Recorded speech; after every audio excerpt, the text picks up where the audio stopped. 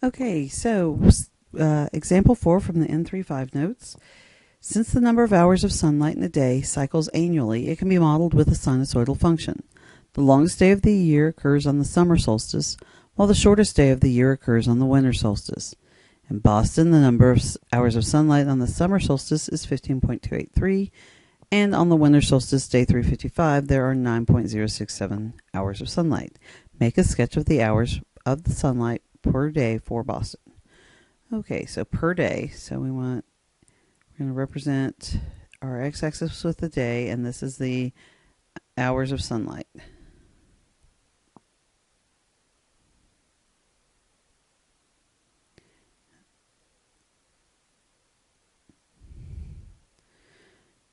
Okay, so day 355, right, is the winter solstice.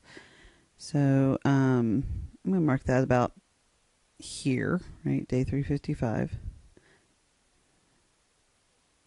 And on the winter solstice, it was 9.067.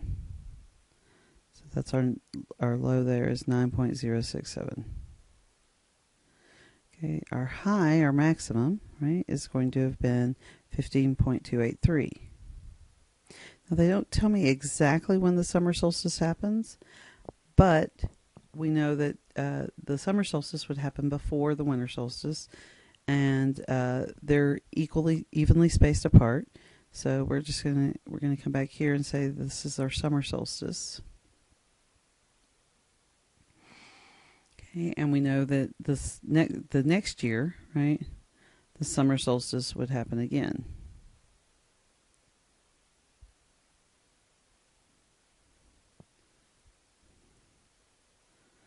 So we start at our maximum of 15.285, go to our minimum of 9.067, and then we'll cycle back to the 15.285. So again, we get the sinusoidal wave, which on this one I'm going to call it a cosine because that's the portion we have. Okay, to write the equation then, I need to figure out what A, B, H, and K are. So A comes from the amplitude, right? It's plus or minus the amplitude. So because this is a positive cosine graph, it's going to be the positive amplitude. Amplitude is found by taking the maximum, which is 15.28. I beg your pardon. I've been saying 8.5. That's a 3. 15.283. Okay, so 15.283 subtract 9.067 and divide that by 2. Okay, so I'm going to grab my calculator because I really it's early, don't want to think that hard. Okay, so 15.283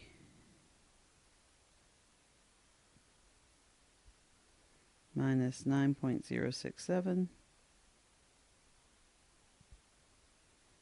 and divide that by 2. And we get 3.108. So A is 3.108.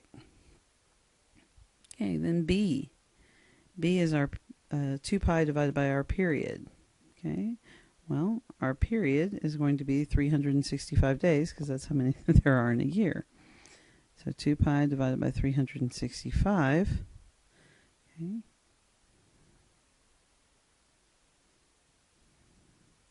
And I'm not going to put pi in the calculator. I'm just going to do the 2 over 365.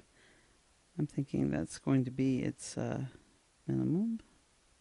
Yeah, so 2 over 365 doesn't reduce. So B is 2 pi over 365. All right, our H value is how much of a shift did we have. And our K value, sorry, that's our horizontal shift. K is our vertical shift. K we have a formula for, if you'll recall. We do the maximum and we subtract the amplitude.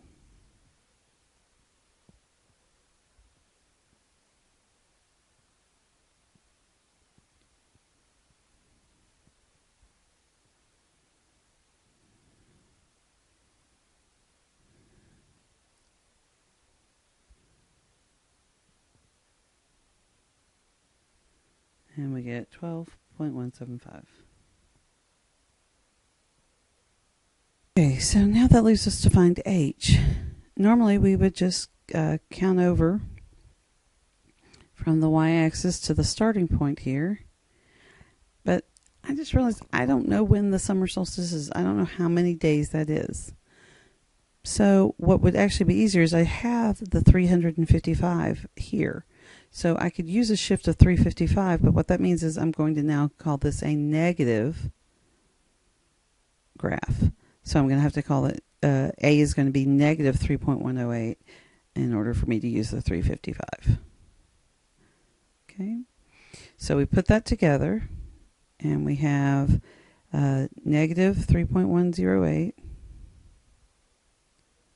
cosine 2 pi over 365 times x minus, because we went to the right, x minus 355, and then plus 12.175 because we went up, right? Our k value. All right, so enter the function into a graphing calculator. Just happen to have one here. Let's see, that is definitely F1. Want to check, make sure we're in radians before we put anything in. We're showing up radians, so I'm happy with that. Okay, so we begin typing it in. Negative 3.108 cosine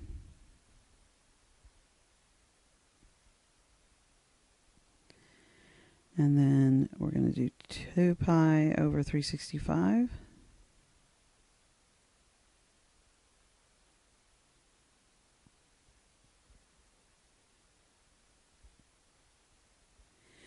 Okay, and then I'm going to insert another set of parentheses to take care of this x minus 355.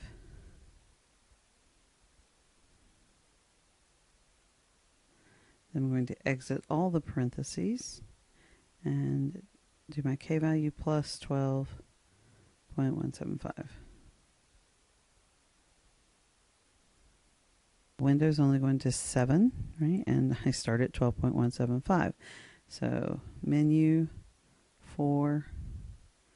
I'm going to adjust my window settings, and I don't need to go down to over to negative 10. My graph, I only care about what's happening in the in this quadrant. In fact, I'm going to go out on a limb and say that I don't need anything before 100. Okay, and then my maximum would be probably another 150 or so days, so I'm going to go out to 500.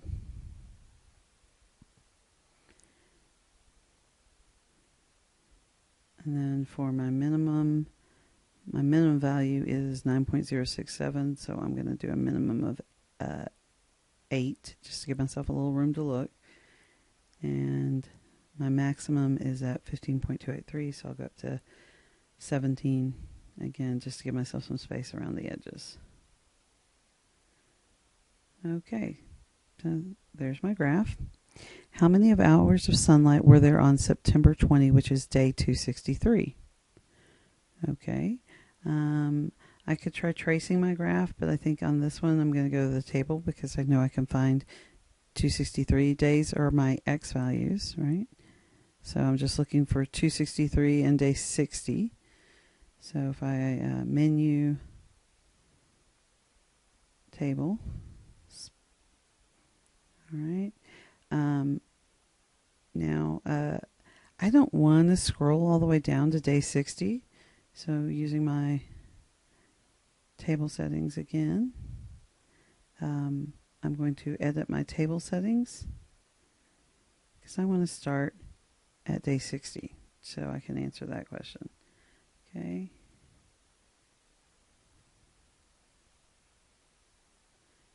Okay.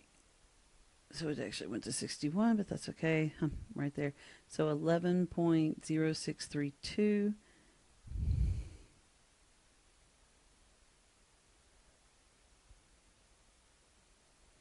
We said we go 3 decimal places, so we'll just go to 11.063. Okay, and then I'm going to change my table settings again and start at 263 it says, but since the last time I was 1 off, I'm going to put 1 shorter, so see if what happens there. Okay, so 263 is 12.215.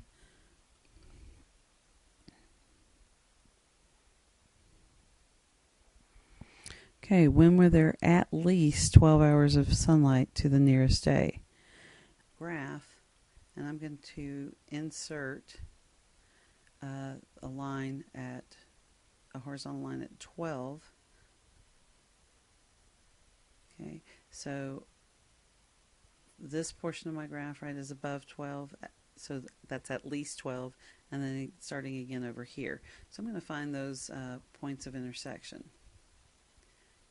Okay, so if we use our menu to analyze our table and find intersections, right? Okay, if I come over here, and of course because I've set my window, I'm not quite showing up there, so I need to adjust my window so that my X values allow me to go there. So I'm going to drop back to, say, 10.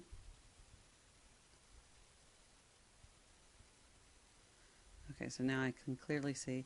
So one point of intersection is here, right? And that's at 77.9773. We're going to call that day 78. Okay, so beginning on day 78,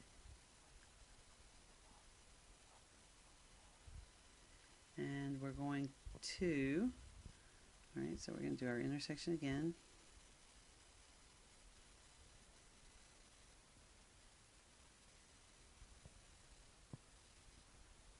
Okay, and that's day 267. So day 78 to day 267. Okay. And then because we also start again over here, I want to find out when that day is. So menu 6, 4.